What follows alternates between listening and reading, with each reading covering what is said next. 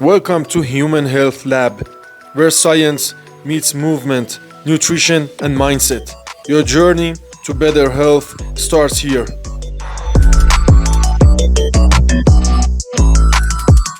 Yesterday, I told myself, tomorrow I'm wearing flip-flops to the cafe. No more caring about other people's judgment. I walk in, and the first person I see is wearing flip-flops, and I instantly judge him. Why did my brain do the exact thing I promised not to do? Today we'll break down the real neuroscience behind the snap judgments and the I'll go to the gym tomorrow problem. And then I'll give you a step-by-step plan to actually change.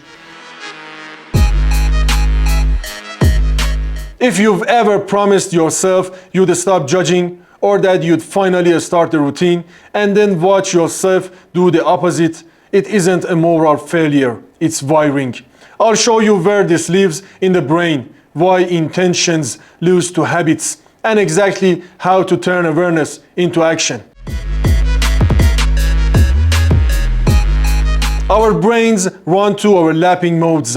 The fast, automatic mode makes snap predictions. The slower, deliberate mode reflects and chooses. When I saw the flip-flop, my fast mode instantly compared what I saw to stored social patterns or norms, status cues, in-group, out-group, and tagged it with a value. This is unusual. Judge. That tag often flows through valuation circuits like the ventromedial prefrontal cortex and the striatum in just milliseconds. Meanwhile, the slower control system, frontoparietal networks, including the dorsolateral prefrontal cortex, needs a little more time and enough energy to override or reframe the first impulse. A conflict monitor in the anterior cingulate basically flags, I want to be non-judgmental, vs. I judged.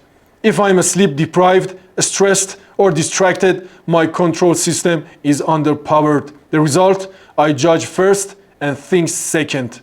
Here's the key idea. A bias is a prediction, not a verdict, unless we never intercept it. The same tug of war explains why we say we'll go to the gym and don't. We plan with goal-directed circuits that link prefrontal cortex to the dorsomedial striatum. But with repetition, behaviors migrate to the habit system. Sensory motor cortex to the dorsolateral striatum. Fast, cheap, automatic. Add dopamine prediction error. Late night scrolling gives a reliable, immediate reward. Your brain learns this cue, quick dopamine. The gym is effort now, payoff later. So the fast valuation system quietly discounts it. When the conflict hits, go now vs. scroll now, the conflict monitor detects it. But if executive control is taxed or your environment is full of trained cues, phone on the couch, snacks in reach, the habit system wins. Not because you're weak, but because the system is doing what it was trained to do. Step one is not to be perfect. It's to catch the impulse and name it. The moment you notice it, you pull that content into conscious space and buy yourself a few hundred milliseconds. Here's the line I use. I'm noticing a snap judgment, naming it, curiosity on. What else could be true? So if I judge the flip-flops guy, I say maybe he has a foot injury. Maybe he's confident. Maybe I'm projecting my own worries. That short pause lets you revalue the situation instead of letting the reflex run the show. I also add 5 minutes of mindfulness a day. Focus on breath, label thoughts as events. Return to breath. Over time, your brain gets better at noticing before reacting. Now we make choices easier by pre-writing the script. Instead of hoping I'll do the right thing, I bind a cue directly to an action. I literally say these lines out loud when I set them up.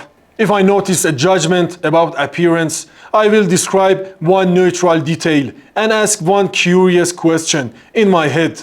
If it's 6 p.m. and I'm home, I put on shoes and start a 5-minute warm-up. I'm allowed to quit after 5. If I enter the kitchen after 9 p.m., I drink a glass of water and close the kitchen. If I sit on the couch, the phone goes on the shelf across the room. These scripts remove the need to renegotiate. The cue triggers the action you already chose. I also train my brake pedal. 5 to 10 minutes a day of simple response inhibition drills like go, no go, or stop signal. Make it easier to pause before acting. You can do this with a basic app or a timer. The goal isn't to become a lab rat. It's to strengthen the tiny window where you can choose. Habits are cue driven, so change the cues. Put your gym bag by the door and your shoes where you can see them. Charge your phone outside the bedroom. Remove ultra tempting snacks from sight and prep high protein options. Place your calendar and habit tracker where your eyes naturally land. Make the right choice easy and the wrong one awkward. Your prefrontal cortex is a power tool. Sleep is the battery. Keep a consistent wake time within about 30 minutes. Get morning light for 10 to 30 minutes. Cut caffeine in the afternoon and add a 2-minute breathing reset before known trigger moments. The goal isn't heroics. It's regularity. Every organ has clocks: liver, muscle, heart, even fat, and you can help them sync. Keep most calories earlier in the day. Make dinner lighter and earlier. Keep meal times fairly consistent and add a 10 to 15 minute walk after 1 to 2 meals. Do your main training at the time you're most likely to show up. Many people see better glucose control late afternoon. But personalize. This isn't biohacking, it's reducing friction so the system can help you.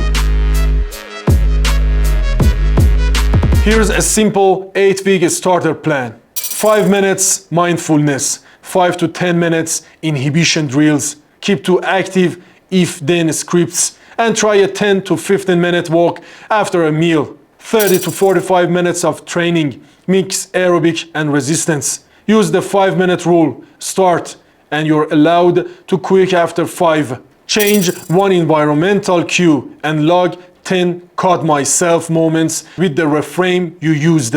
Regular wake time, morning light, caffeine cutoff, more calories earlier, lighter earlier dinner, consistent meal times. Track one metric. Did I start? Yes or no. Consistency beats intensity. Implicit judgments won't vanish overnight. The win is interception plus revaluation. Time-restricted eating helps many people mostly by removing late-night chaos. Quality and total calories still matter. And the best workout time is the one you'll consistently do. Use your data, not dogma. Next time you feel that snap judgment, treat it like a push notification, not a command. Notice it. Name it, choose. If this helped, like the video and share it with a friend who starts Monday. I've planned the 8-week checklist below. Copy it, print it, leave it. If you're passionate about science-based tips on health, fitness and nutrition, hit that subscribe button and join the Human Health Lab family. New videos every week. Stay strong, stay healthy.